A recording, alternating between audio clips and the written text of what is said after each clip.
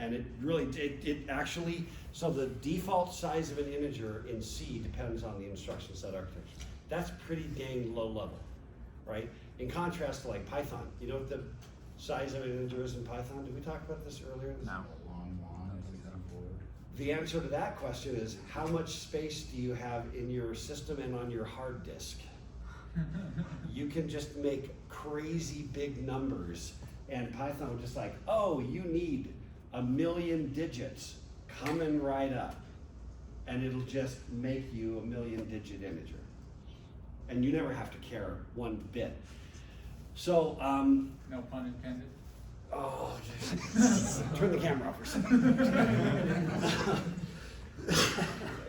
I swear, Corey, one of these days, it's gonna be the last straw out of you. Yeah, so typically, you're gonna have a bunch of machine instructions handled by a single high-level language instruction. Like a for loop, like the line of a for loop, which you've now begun to become a little more familiar with, right? But assembly language is absolutely tied, and it's pretty much one-to-one with the machine language. It's not like perfectly exactly the same, but in terms of like how many lines, a line of assembly language is one machine code instruction, just made more readable, okay? Where it changes is when we get to things like dot block W, you know, where you're actually, you're gonna burn a bunch of lines to do a thing, or dot string Z. There's some higher level things that allow you to handle multiple memory locations. But when it comes to instructions, it's basically one-to-one, okay? And all we're trying to do is make machine language more accessible. Just easier to write machine code, okay? And I think, I usually ask this question, but in terms of what you've hated the most, usually the offsets are the big kill. You know, if you've ever had to like gotten the offset wrong, and then you do the branch, and then it's branching to the wrong spot, and you're like, crap, the incremented program counter, you know, then you gotta change that number and, you know, and then walk through it. It's so tedious, right? And some of the most hated things about writing a machine language go away with assembly. So look at this one right here. Without looking it up, what's the opcode? What instruction is it? Just blurt it out. It adds -1 to register 4. Yeah. Register 1. So To register 1. you know sorry. that that's the add opcode, right? Let's break it down. We can break it down. Just because right? We, in our mind, because we've been trained now, we split that up. And we say, that's the operand, that's the opcode, that's the destination register, the source register, and that's a 1, bit 5, and so we know that that's an immediate 5. We know that that's -1, right? We know that the source is coming out of register 1, decrementing it by 1, and putting it back into register 1. So that's what this is. That's an add instruction. That's the destination, right? That's the source, and that's the value. And so you're like, well, why can't I just say that? And the answer is, well, now you can. Okay? That is that instruction in assembly language, complete with a handy little comment, semicolon, which just says, you know, decrement the counter, whatever you want that to say. And then the only actual gotcha is that the pound sign says that what comes next is a literal value and defaults to decimal. Unless you say X something or B something for binary. When we have add, not, and whatever, is that case sensitive? Do we have to put it in all caps, or will it read it? It's not, it is case insensitive. So we can do lowercase and Yeah, it'll be you fine. can do lowercase. Okay. Kind of convention in assembly is uppercase. Okay. Don't know, probably goes back to the days of teletypes, I'm guessing, Jefferson. So, are these stored as like comma separated values? So, I don't know how Do they you store it, know, or but I'm pretty sure you don't even need the commas. You can just space or comma. I think you can just or do tab. spaces and it'll still work. Space, comma, or tab from my experience, Okay. doing the homework. That's my recollection. Can I identify the hexadecimal? Can what? Can I identify the hexadecimal number? Yeah, I mean, I could say XFF here instead. So I can say that. I can also do it as a bit pattern, you know, and whatever. Well, if you were to do XFF. I would in have to that be 1F. particular Case, it would be. It would be too big. I would Yeah. have to say 1F. Yep. Cleanest to just say -1, so, you know, so whether it's sign extended, I don't care. So this is created because somebody had to literally go in and hard code into the computer, like every time you see an R1, put in these 3 bits. Oh, kind of yeah, thing. yeah, that was programming. Oh, imagine. Yeah, so someone's like, maybe I could take a text file, and we'll just take the text file and interpret it to those ones and zeros. We'll save a crap ton of work. So this was like great. Yeah. It was still machine level, but it was so great. Imagine, imagine coding in machine language on a 64-bit architecture. That'd be ugly. That'd be bad. So that's all. So literally, this is all it does. It's its only job. There's nothing more fancy than that. It just makes it easier to write machine code. I like it. That's it. Okay. So and for some reason, and I'm just going to assume it's the folks who aren't here, but you regulars, you that are here every time and tracking, if you've understood what we're doing with machine language, right? There's the opcode, and it's in the same order, by the way. Opcode, destination, you know, source 1, source 2. The order is exactly the same. Pedro, and then Jeff. Just, you probably already talked about this, but I was distracted. Does the amount of space you leave between each No. matters? No. Doesn't matter. So, Nothing to you. how does it work if we do the other add where it's not, where we're adding 2 different registers? Yeah. So in that case, it Could would you just be. put- You would just put another value on the other side of the. Yeah, it would just be, that would be like R1, if you said R1, R1, R1, then it would be the case where the bit was 0 and the last guy was the second, right? And that would basically say, take the contents of R1, double it and put it back. Okay. Yeah.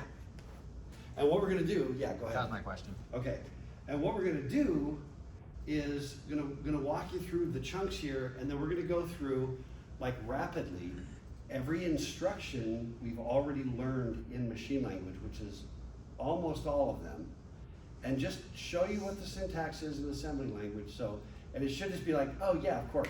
Pretty soon you'll have the pattern. It'll be cake. Of course. So starting off, loop is the label for that line. Spoiler. Yes. Yeah. Yeah, so these are the parts of a line of assembly language. First, you can have a label, and that can be, the label has to be something that's not already reserved or used. It can't be add. You know what I mean? Because it doesn't matter if your code's all on the left side or indented. Strongly recommend indenting your code like you're in Python land, where indentation, in Python indentation means something. Most languages it doesn't. I actually like that about Python, okay, myself. But with assembly language, you can shove everything to the left. The problem with everything to the left is you don't see your structure. You know what I mean? If you can line stuff up, you can see your structures, and your comments give you some guidance to remind, because you'll forget yourself what you just did, right? So it can be anything you want, and it doesn't have to be all uppercase, but again, conventionally So we is do. it, What's that? so conventionally do you normally do snake case or camel case? You can do anything you want. For assembly language, the ancient tradition is uppercase. Uppercase. But Okay. do whatever is readable to you. That's bottom line.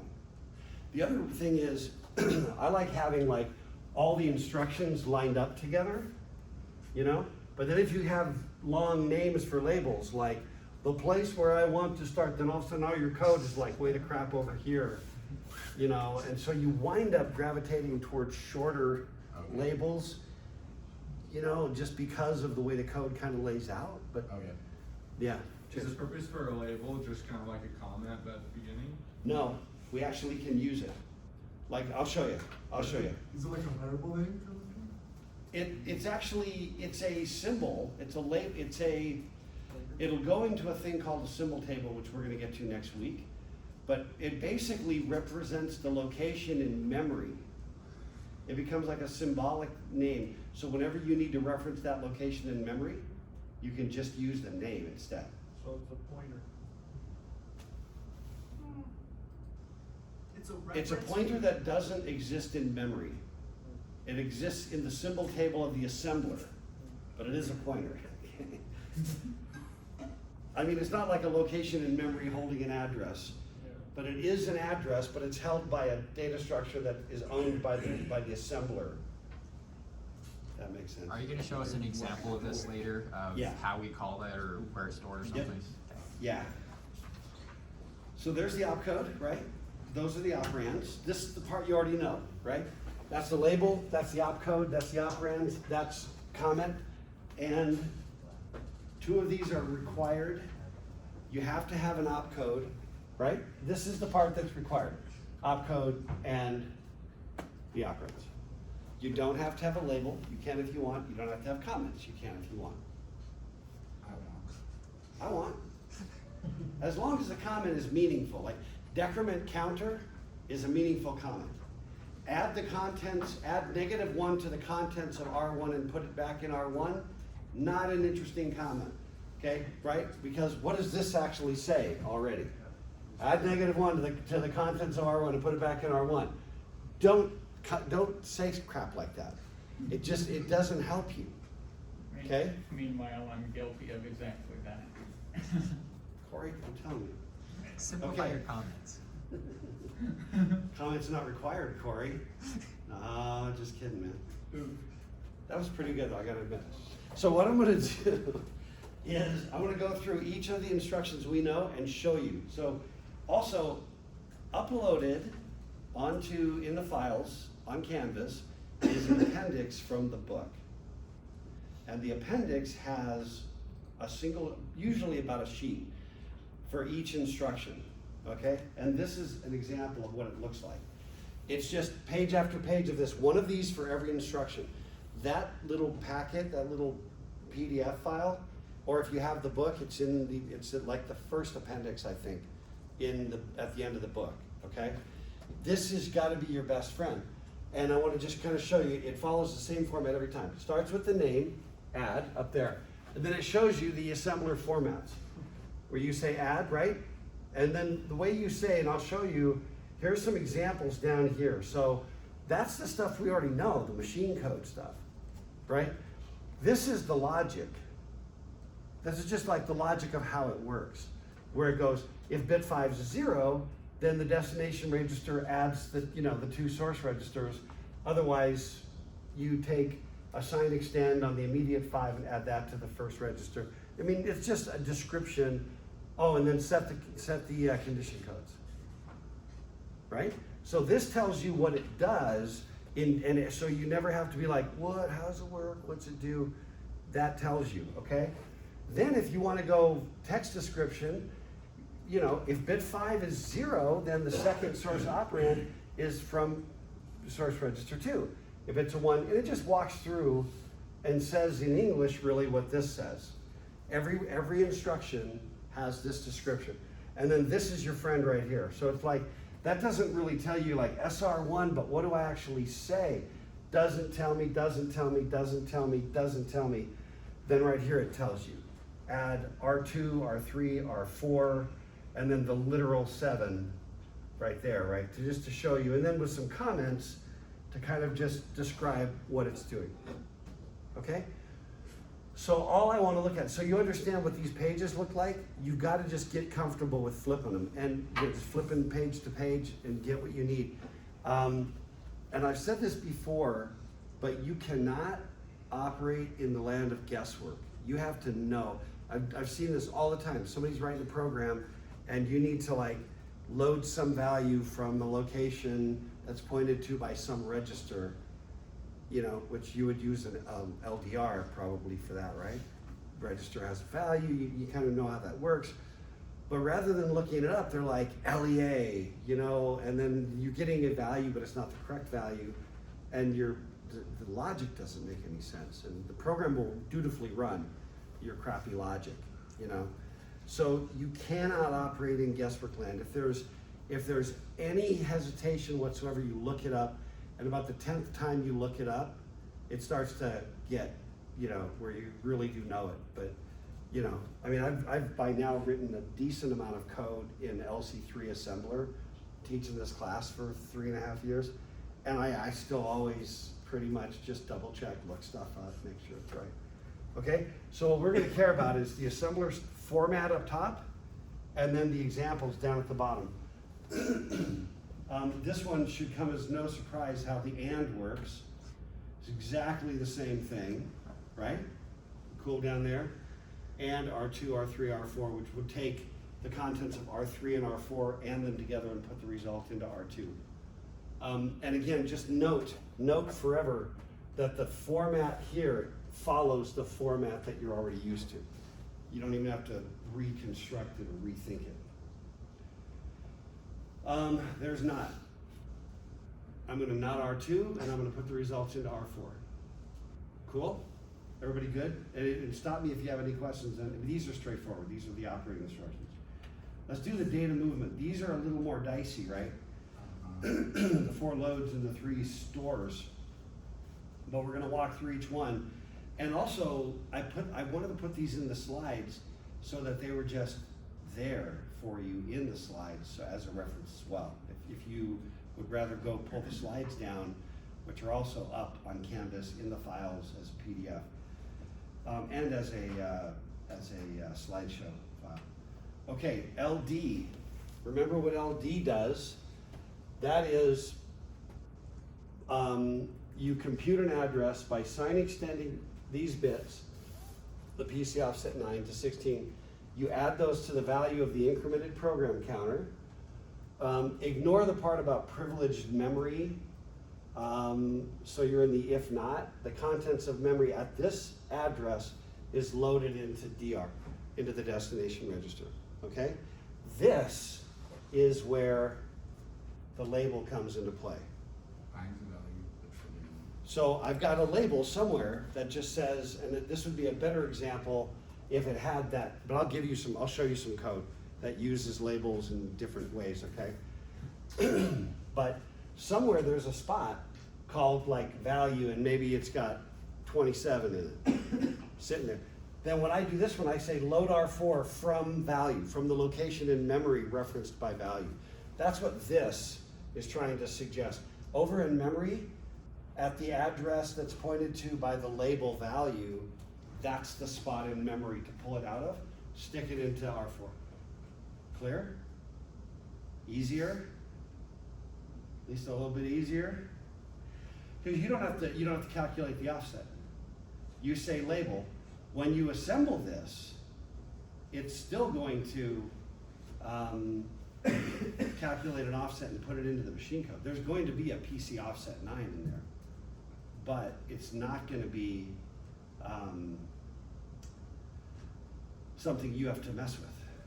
Chase. And you said you'll show an example of that? Yeah. How that works in code? Yeah. Okay. Yeah, Pedro. On the BR instruction, could I use the label to say where I want it to go back to?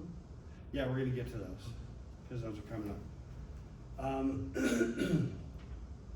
I just realized, depends on how far we get, I don't think I threw my binary files onto this guy. But I'm not sure if I'm gonna get to all that today anyway, but we will at least next time. Okay, that's load. Load indirect, okay? So what's going on here, remember how load indirect works? I've got a location in memory. That location is within PC offset, and at that location in memory is another address. I go to that address to get what I'm looking for. It's like a jump table. It's like an entry in a jump table, or an entry in an address table. That's when I use LDI, okay? So there's just a location somewhere in memory that's just called one more. It has to be within, plus or minus, because it's PC offset. But there's a location called one more somewhere, and at that location is an address, and this instruction goes out to that address, wherever it points, grabs the value, sticks that into R4. But that's how you do it. That's how you write it. Instead of calculating the offset yourself, you just say the label. That's significantly cheaper, labor-wise. Okay, LDR, remember that that's the one where you have a base register and an offset, right? Well, same thing, you just provide the base register and the offset though has to be, it's a 6-bit value and it's an offset, it's not a PC offset, it's an offset from the base register, but it is a literal value, okay? So that, again, and we've used all these before. So what happens is we take the value of R2, subtract 5 from it, and look at that location in memory. All right? Now, how do you want to get that value? We'll show you some of these. How do you get that value into R2? Well, a lot easier by using assembly language versus machine language to do that. LEA is load effective address. I have a question about the previous slide. Yeah. That negative 5 is just part of the opcodes, or offset 6, right? Where it's R4, R2, then negative 5. Pound negative 5. I'm not sure if I got the question. Oh, the pound negative 5, that's part of offset 6. That is the offset, is the value in offset 6. Okay. Gotcha. Yeah, which is the offset from the value in the base register.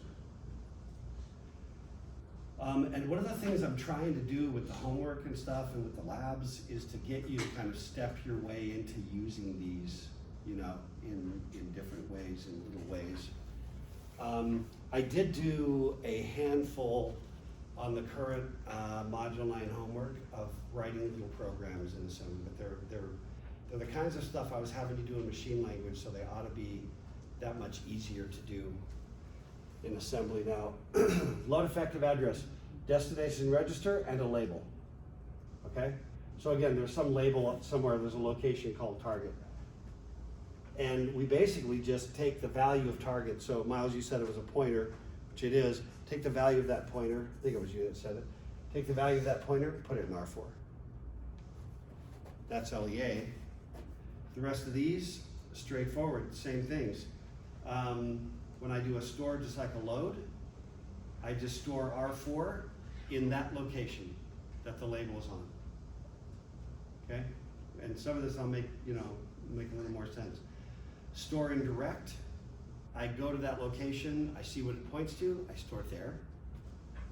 And then store R, I basically go through a base register, which in this case is R2, the offset's 5. Okay. Now to Pedro's question, here's how we do the branch instruction. First of all, notice that every combination of NZP, notice that there's 8 of them there. Okay, BR is no condition, right? Which means if I say BR and I don't say NZP, I'm not going to take the jump. If I say BRNZP, I'm always going to take the jump. But the convention in LC3 is that the BR is capped, and then the little kind of control code is lowercase. What's the bottom left one with the VR and then Down here, the top one? It's like BR. it's got a little symbol, and I don't know what the symbol is pointing to. Well, it's no N, where's the OP? It's not there. Oh, you know what? So never count. Oh, Yeah, but it says here unconditionally branch, which sounds like NZP. I don't like that. I don't even know where I'd find that symbol, honestly. It's like a Little cross. it's a little cross-ish. What do they call these? It's like a little asterisk. It's like a little, I don't know. It's a footnote symbol. A little footnote-ish kind of symbol. Yeah, I don't know. Luckily, I think my keyboard doesn't even have it. No, well, you don't type it. It's a note. It's a typographic note to like something that I don't even have. Perfect. It's exactly what we want. No, you just pretend it's not. I think it's just a reminder or something that counterintuitively, BR with nothing else is like an unconditional jump. In other words, it functions the same as BR and ZP, which I don't like. I think you ought to be able to say BR with nothing and it ought to be all zeros, and it shouldn't take the jump. Well, we can try it, see what it does. Yeah, well, somebody try it. All right, and then remember here, just again as a reminder on the branch, it's differentiating the little control code in here with the register value that they're calling capital N, the condition codes. You AND those together, right? And then you OR those. If any of those turn up, you're going. And the cool part is you can like branch to loop, branch next. That's kind of what you were sort of hinting at, Pedro. You can set up your code with like a little label. So when I'm branching, I just branch to that label. So much easier to see graphically. And now when you would do like VR NZP, then the Like label at the bottom bottom. loop. Yep. To Okay. get me like to get me unconditionally to the top of the loop if that's what I want to do. Yeah, Pedro. In machine code, you usually have to set up so it lands on the one before you want it to go, because the PC code can go to the one after. No, what you're actually doing is you're starting from the one after yourself. Oh, okay, that's right. But the effect is the same, but the logic is different, right? So you're starting after myself and then going back. But, yeah, well, in this The number would case- come out the same doing it either way, Yeah, I get it now. but one of those will It screw you says, up. so in this case, you just put the name where you want it to land, the PC code's gonna be the loop. the Yeah, label. yeah. And I'll show you. I'll Okay. show you some sample code and assembly language. And I mean, honestly, compared to what you've been suffering for the last week or so, this is just gonna be like, all your cares and burdens have been lifted. Maybe not all, but, okay, and then there's jump, and here's the thing, jump, we talked about jump, didn't we? Yeah, we did. You always go through a base register, and we're ignoring RET for now, because I really haven't taught you much about RET. But it does turn out, we'll come back to this slide, that RET is basically a hard-coded jump through register 7. And well, I'll tell you why in a bit. But basically, jump has the base register, so that's it. I just get R2 set up with some label, right? Just load R2, like LEA on R2 from some label. Then I just jump through R2. So the register becomes kind of like my jump off point, my teleport. Okay? And then ignore RET. But what this does is it takes the contents of R2, puts it in the program counter. That's all a jump ever does. So if it's just holding an item in memory, the jump just takes you to that item in memory, or that location in memory, that address. The jump will take you to the address that the base register says.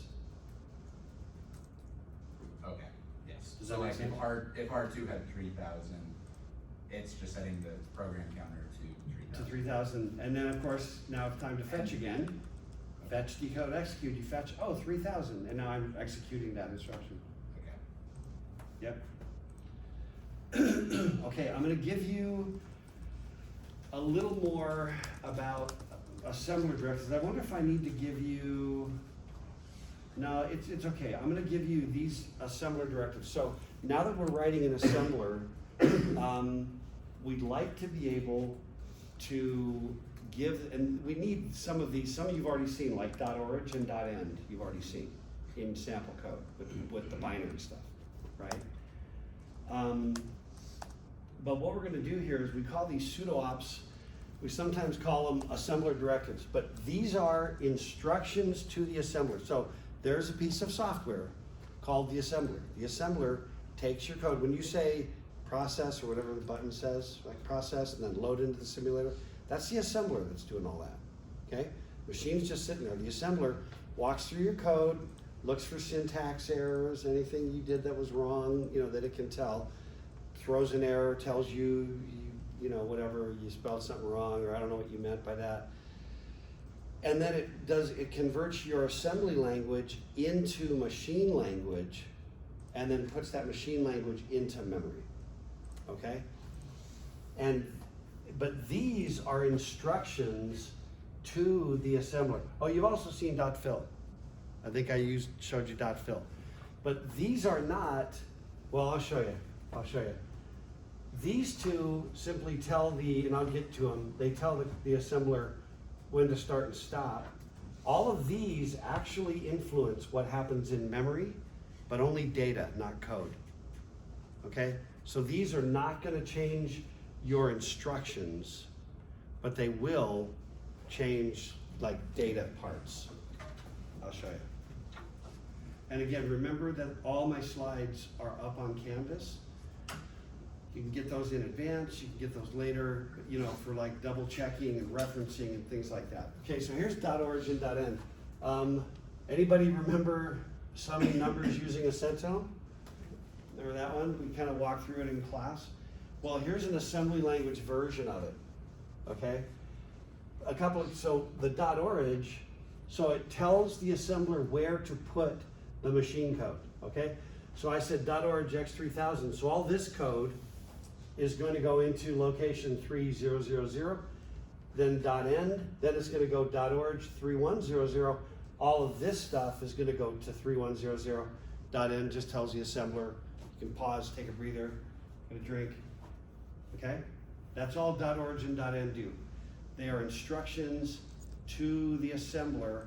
They do not make code, okay? There's no action. This is why one of the reasons that we changed the simulator. Remember how we had to like the first line of code was like the address of the .org. Remember when we first did that? And it was just too goofy, and that's the default with the W charging simulator. But I just felt like it was better, even with binary, to just still say .org and be explicit that it's a compiler and an assembler directive, and not give me a number that looks like code, but it's really not. You have to remember that. That's not good. So I like just having the .org in machine code, okay? Every .org has a matching .end, right? And it doesn't add anything into the actual code. We'll go through all this stuff, and I'm probably gonna kick myself because we're gonna have time, I think, to hit the assembler. And I think I only threw the slides over.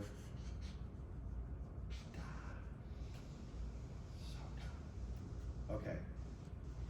So here's .fill. So everybody good with .org? What it's doing? Start assembly, and here's where I want you to put it. Stop. Start assembly again, here's where I want you to put that. Stop. That's all it does. Here's .fill. .fill says, at this location in my program, put that value. That's it. I can put a label on it right there, like data. I can have no label, it doesn't matter. What happens over here is that's just code. At 3000, there'll be a bunch of code, and it'll go, and then it'll stop. Then over here at 3100, see it? And that's like the Sentinel program again, right? So remember when we were doing this, we went on the assembler, went in the LC3 simulator, and you could see these values. And all that does this make sense? This, for some reason, I know I'm belaboring what maybe seems really simple, but for some reason it just continues to be confusion. Miles first, then Jefferson. Is there any reason the last value was changed to 00FF instead of FF? Typo. Okay. Typo on my part. Marty, would you text me? Yeah. Thank you for grabbing that. And is there any reason that the first value couldn't be 0000? No reason at all. Could be anything I wanted it to be. Perfect. Kicking myself. There was a phase where I had done FF, even in our example it was like XFF, and it would do like some stuff and it was working, but it really wasn't accurate. It needs to be 4, so I screwed that up, doubling back. But I was doing all this yesterday, reconstructing all these slides. They were a lot worse before. But does this make sense? .fill just says, at that location, in memory, put the value I told you. It's one word per .fill. Okay? You want a bunch of them? You gotta give me a bunch of .fills. Yeah, Chase. So Or did I you- skip you, Jefferson? No. Chase, then I'll come back to you. You gotta like share your memory with like your instructions, like what you actually want done, but also some information. Yeah. Like, what's the like practical application? Why would we need to do this instead of just like always referencing the registers? Yes. Oh, because you need to store stuff out. You got 8 registers. Which is enough. Yeah, if you're trying to do something that involves 20 pieces of data, you know, Yeah. you just space is too limited, you know? Yeah. It's like there's a reason why I've got pockets and plus a backpack, plus, you know, a desk at home, plus a closet. You know, it's just different levels of storage. Okay. And, you know, and so sometimes if I'm a subroutine, I come jumping in and I know I'm gonna burn through registers 3, 4, 5, whatever. I wanna be able to save those away. Uh-huh. And then when I'm back at the end, I'll load them back into the registers so that when you call me, I won't screw up all your registers. It'll look right when you get back. That makes sense. You know, that kind of thing. Yeah. Jefferson. And what are you allowed to store in value? 16 bits? 16 bits. 16 bits. And they can be any 16 bits you want. Yeah. And they can mean whatever you want them to mean. Okay, so Because they- social contract. okay, so they're not limited to, so is okay, They could be ASCII values, they could be addresses, they could be integers. and that's what after we put them in, that's what the other code is. Yeah, We and tell them you what can we tell want. what these are by looking at the context of what the program does. This we're adding, so those are probably in. They're probably integers. We're doing addition, which means we're doing a 2's complement operation, which means I don't care if these are positive or negative, but I'm treating them as if they're 2's complement So- numbers. So could you turn them into not 2's complement Sure, numbers? turn them into unsigned, absolutely. You know? I can even have one be an ASCII value and the other one be an integer, and if I take certain ASCII values and add like say, gosh, hex 20 or decimal 32, I can change an uppercase to a lowercase and vice versa. So, you know, I can do any operation, you know, that I feel like. I'm glad I don't know how yet. No, you're not. Pedro, I'll tell you what you think. So it's 16-bit because the LC3 system is a 16-bit program, right? Yep. But if we have a 64-bit program, then your values can be 64 bits long. Yeah, probably. I mean, it's conceptually possible to have a bigger bus or smaller bus and not have an alignment between the word size and the bus size. It's common that they're the same for all the reasons we kind of talked about, but it wouldn't strictly have to be. You know what I mean? Your bus could be half as big as the word, and then when you moved words, you'd have to do 2 operations, you know, and stuff like that, you know. In fact, in the original x86, you formed addresses. Addresses were 20 bits, and you formed addresses by ANDing 2 registers of 16 bits each to make a 20-bit value for the address. So you can do all kinds of crazy crap, you know. But I think it's reasonable convention to just assume that if it's a 32-bit architecture, the words are 32-bit, the bus is 32 bits, because that's going to be clean. Okay. All right, that's .phil. What? Sorry. Yeah, what? Does it just overwrite what's ever in memory? Like it'll overwrite the Yep. code? Yep. And can the PC counter like get to that location and run it as code? Sure. Why not? Yeah. Okay. What's it going to do? Nothing. I mean, it's going to. Well, Well, it we have depends. support there. If it's an instruction. It's a point of debate about that BR with no NZP, isn't it? The way I would look at that is it would turn all these into no ops, and then that guy would be the trap instruction. I mean, it's gonna just try. You know, maybe it fails or maybe it doesn't, but yeah, all I have to do is just jump to data. Don't recommend it, but I'm free to do it. Yeah, so that's .phil. Okay, .blkw, I call this block W or block word. This basically gives you a block of words in memory So with this instruction, so here's your code, and in fact, this is cool because it's nothing but dots. .orange, .fill, .block W, .fill, and .end. And, hey Marty, would you give me a note on 34, because this .end is one to the left, and it's making my OCD go crazy. But yeah, so we're setting up a bunch of data. That's all this code here is doing, right? It's just a little chunk. We got some other code that are instructions that are gonna do all the stuff, you know. So what are we gonna do? We're gonna say, let's walk through it. The first one says, here's where I want you to put it in memory. Notice that that's the first spot in memory I showed you. And then I'm gonna do, I'll call it this, .fill with -1 or all Fs. I'm gonna call this one data, and I'm gonna say it's a block W with 12. Did I get that number right? A is 10, B is 11, C is 12. So I'm gonna give me 12 empties.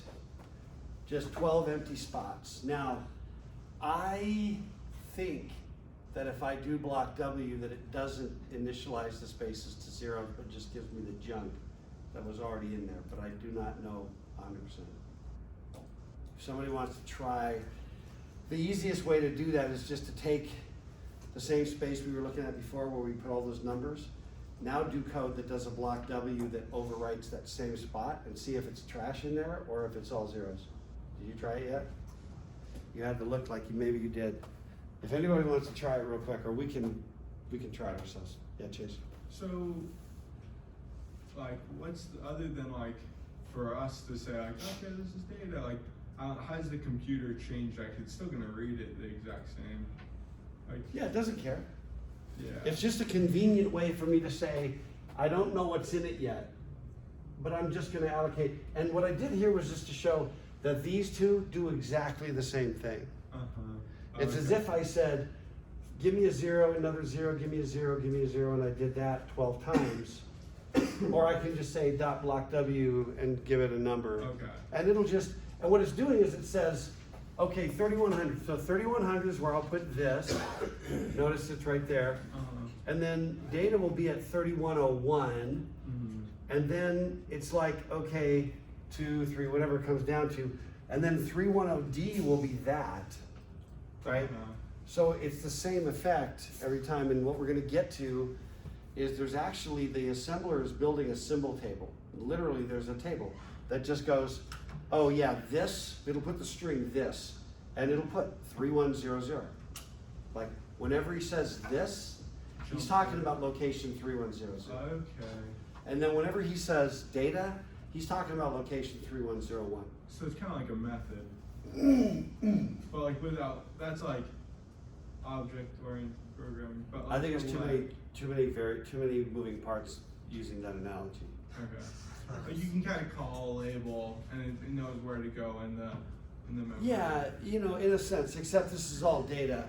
But you can also use it for subroutines, which we'll get to, where you can jump to a subroutine, which is much more like a method. Okay. And so hopefully it would This zero. is just data. Yeah. Hopefully it would zero everything there, because if it didn't, it would. I don't know. It No, wouldn't. you just make no assumptions, but it's, It zeroes it out. it does zero it out, Yeah. block W. It adds like some weird like 1 out of your total on the right hand side of the simulator. It does what? So like I blocked out 5 times of memory. Yeah. So the very right side of the instruction, instead of being blank, has 1 out of 5, 2 out of 5, 3 out of 5, 2 out of 5. So you know where that data block is. Okay. Cool. All right, so we have word now that this is the exact same effect of zeroing it out, so you can make that assumption that the assembler is doing that. All right. And this is, again, the .block W is an instruction to the assembler about how to behave and what to do for me. It's like DoorDash. Okay? Just go do this thing for me and deliver stuff. So if we're at, Jacob? Is it? yes. Why do I have a problem with all the J? How many here have names that start with J? Shame on all of you and your parents. Really? Okay, go ahead, Jacob. So if we're, I can't separate it. if when writing our code we're at x0000 and we write block W x FFFF, that'll just clear everything we have in LC3. Yes. Yes. if I said dot orange, all zeros, and then we said block W, FFFFF, the only move after that is BRS, just big red switch.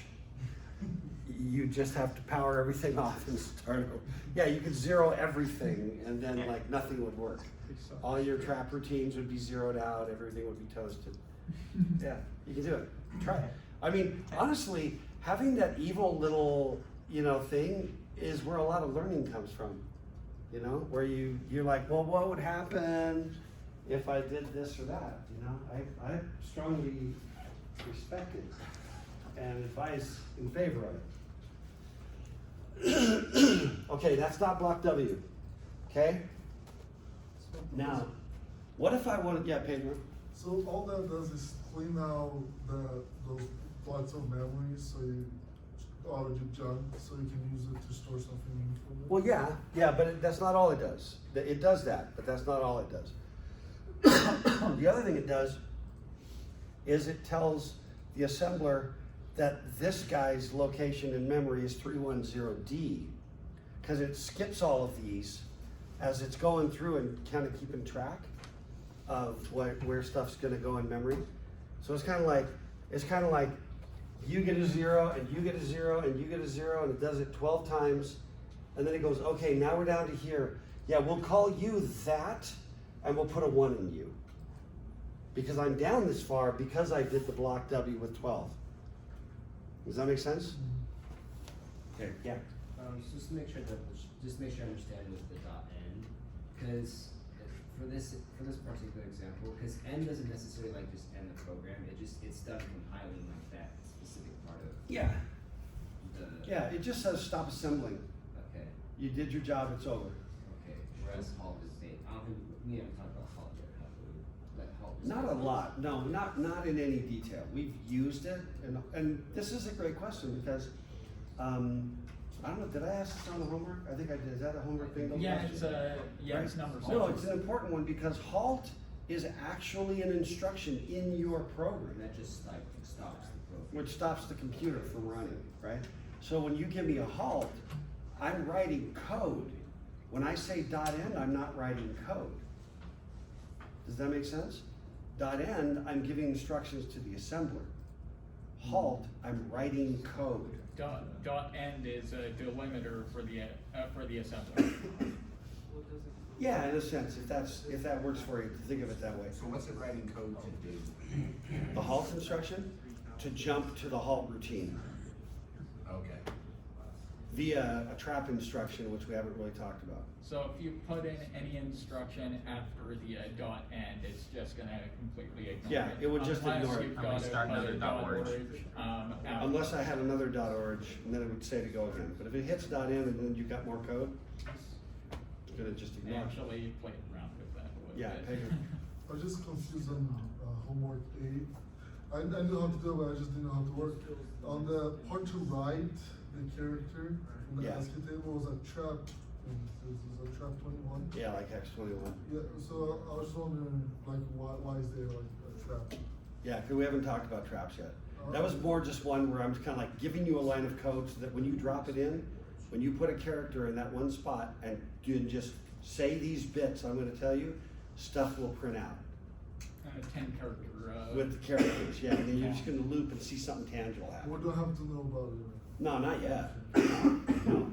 That was just to make the program just a little more fun, by saying literally, type these 16 ones and zeros, and as long as you put your character where I tell you, and then loop, right? And somebody, you did this, right? Yeah. And then it's kind of cool, and you're like, okay, wetting my whistle for the future a little bit, Chase? So are all these like dot orange, dot block, are these all kind of in like the initialization of the system? Like you're gonna put these in prior to like, I wanna write this code to do X, Y, Z. So I'm gonna start out by preloading in all this. I'm gonna block this as data. I wanna start my program counter here. No, it's more, I think it relates to what you're saying. It's more like, I'm gonna write a program. I need code and I need variables. I'm gonna do a for loop in C++, and it's gonna say for I gets 1 to some, you know what I mean? It's gonna set some stuff up. I'll have local variables and stuff like that. These are just local variables. This is, you could think of data as an array of 12 integers, Okay.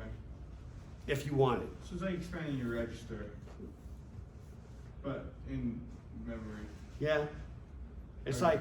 like taking stuff out of your pockets and putting it in your backpack. Jeff? So, when you call end, does that tell the assembler or the compiler to be done? There's actually no compiler here. Tells the assembler to be done.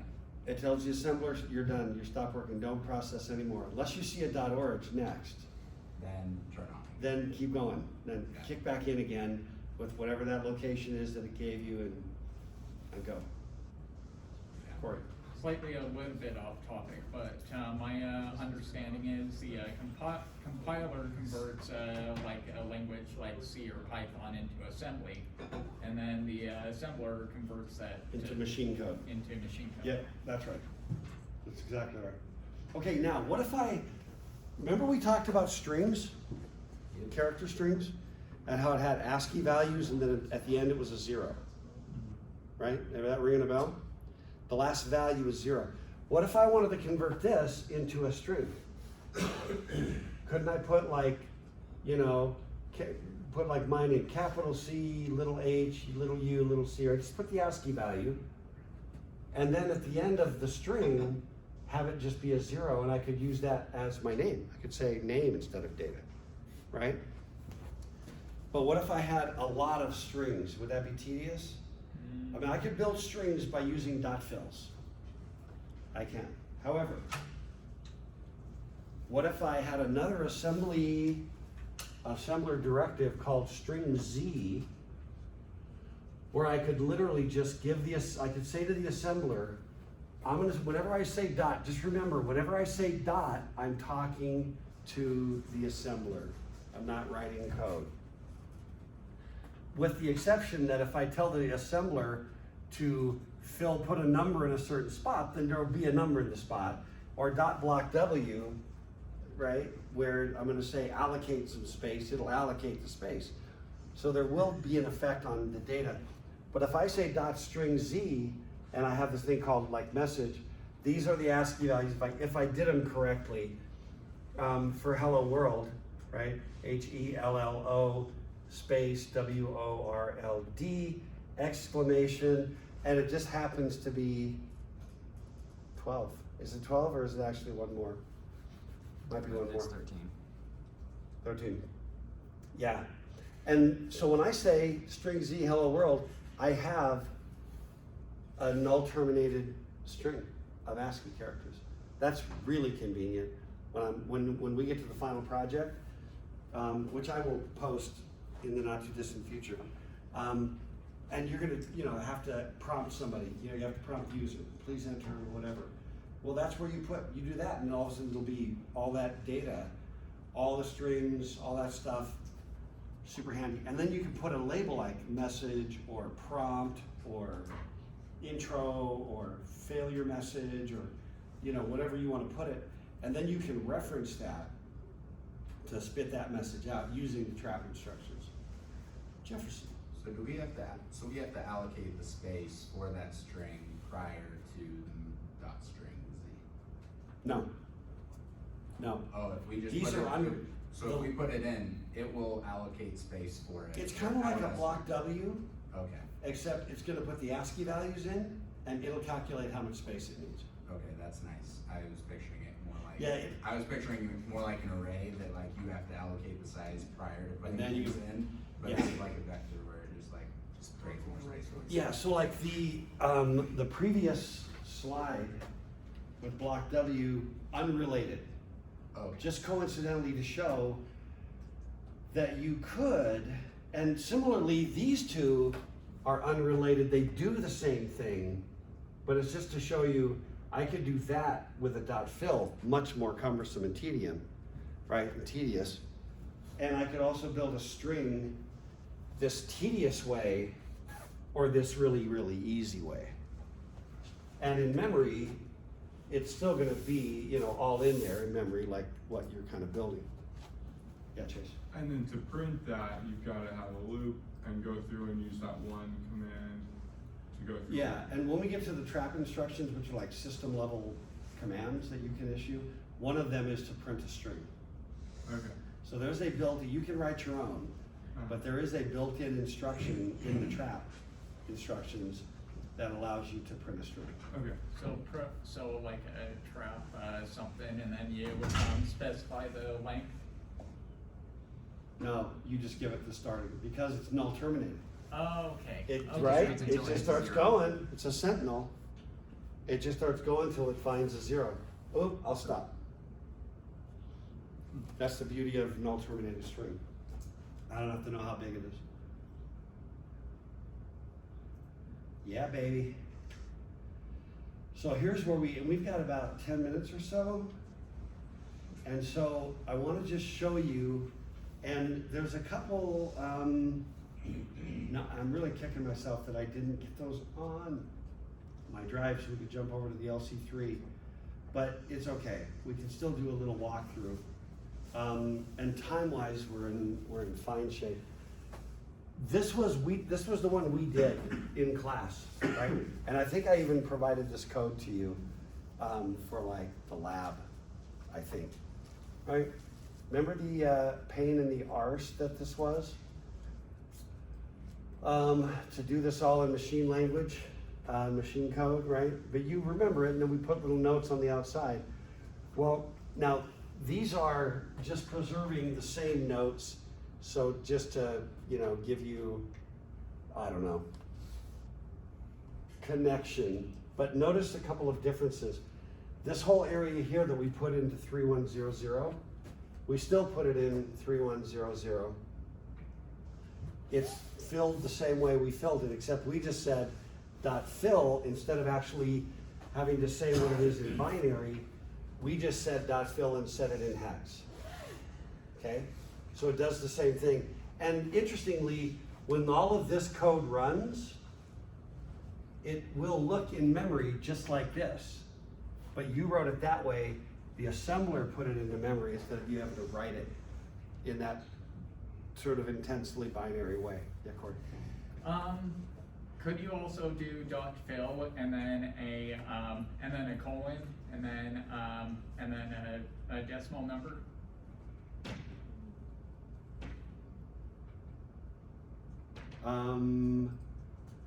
You can do .fill space, I think, a space and a decimal number. You can try it. I think I managed to do that on the homework. We can try it. Man, I really am kicking myself. Okay, but notice I put a label here for data. Remember, this is the summing the numbers using a sentinel that we did before, where -1 was our sentinel. Down here, I put the data. So I just dropped the hard-coded values in.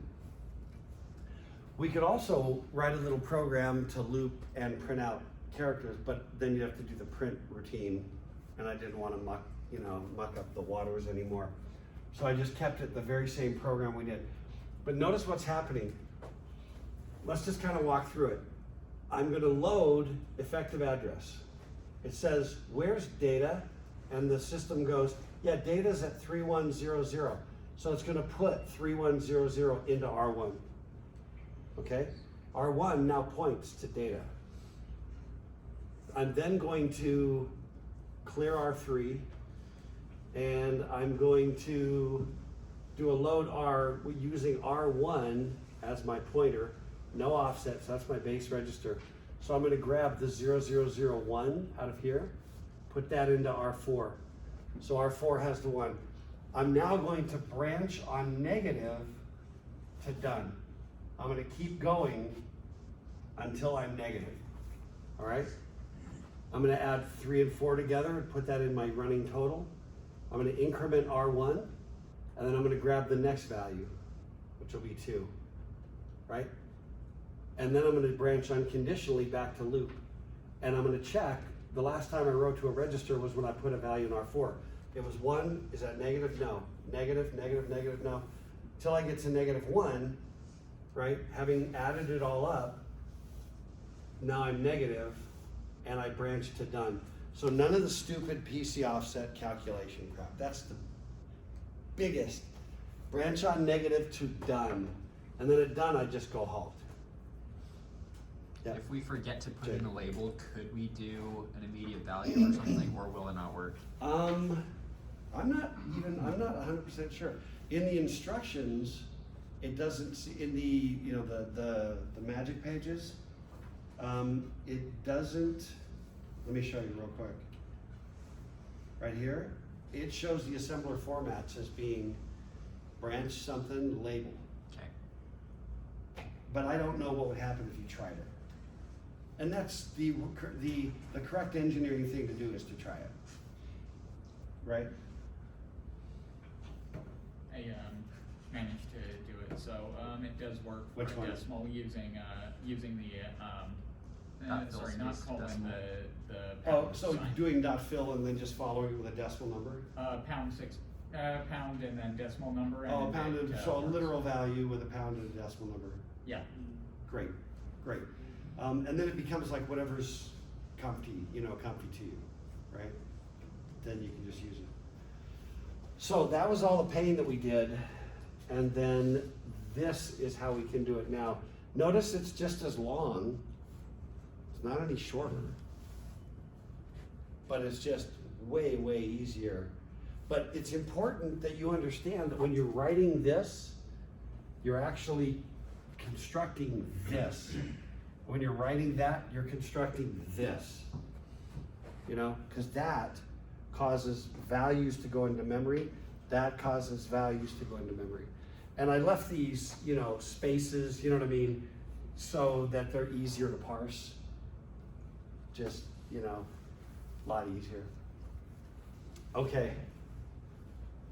Any questions? Great questions, by the way. You guys always ask really great questions. Except for, Chase? Is there a quiz this week or is it just the lab? No, there's always a quiz. Even when there's a lab, there's a quiz. There's one up right now. The lab is relatively simple. There's lab 1 is up, and I'm working on lab 2. Our quiz is like doing this in machine code. Yeah, because like quiz 8, wait, it's quiz 8 this week. Yeah. Okay. Yeah. It's just not on. So homework 8 was due Sunday night, and then quiz 8 is due this coming Sunday night. So quiz 8 and lab 1 are due the same time. Okay. And the reality is, I noticed there were a little bit of an exchange on Discord, like, how hard is that or how much time did it take? It's really stupid. It's not taken, it shouldn't take you even a half hour. It's more just, it's a little bit of hello world for your use of the simulator. Just click that button. If you didn't do it before, it's just, get your butt off the couch and do the one thing so you don't get to like final project and all your programs have been turned in, written on paper.